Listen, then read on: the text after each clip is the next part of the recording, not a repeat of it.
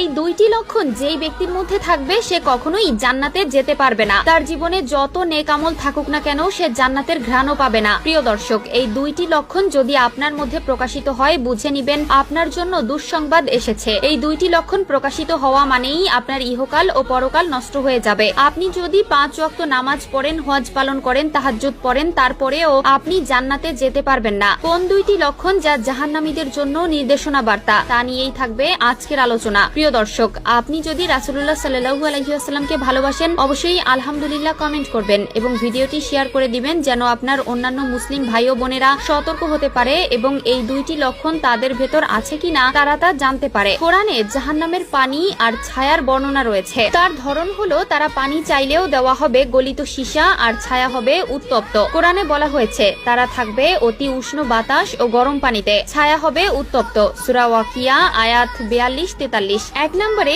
ওই ব্যক্তি জান্নাতে যেতে পারবে না যে বাবা তার সাবালিকা মেয়েকে পর্দায় রাখে না। ওই বাবা জান্নাতে যেতে পারবে না যেই বাবা দায়ুস। প্রিয় দর্শক, যাদের কন্যা সন্তান আছে এবং সাবালিকা হয়েছে অবশ্যই তারা ভিডিওটি সম্পূর্ণ দেখবেন। মেয়েকে পর্দার বিষয় কড়াকড়ি হুকুম না করলে এবং কন্যা সন্তানকে পর্দায় রাখতে ব্যর্থ হলে তার জন্য পরকালে ভয়াবহ শাস্তি অপেক্ষা করছে। যদি কোনো মেয়ে জাহান্নামী হয় তার জন্য দায়ী করা হবে তার বাবাকে, তার বড় ভাইকে, তার স্বামীকে এবং তার ছেলে সন্তানকে। পর্দা নারীর জন্য ফরজ। সাবালিকা মেয়েকে পর্দায় রাখা বাবার জন্য একটি বিশাল দায়িত্ব। আজকালকার বাবাদের দেখা যায় মেয়েকে উন্মুক্ত করে দিয়েছে। সাবধান হয়ে যান, এই কঠিন শাস্তি হাসরের ময়দানে আপনাকে পেতে হবে। 2 নম্বরে ওই ব্যক্তি জান্নাতে যেতে পারবে না যিনি তার স্ত্রীকে পর্দার ব্যাপারে কড়াকড়ি হুকুম দেয় না। এখনকার আধুনিক যুগে দেখা যায় যে স্ত্রী ও স্বামী কাপল ব্লগ নামে অশ্লীলতা ছড়ায়। পর্দা তো দূরের কথা, পরনে থাকা পোশাক ঠিকমতো পরে না। এই ধরনের স্বামীদের জন্য জাহান্নাম অপেক্ষা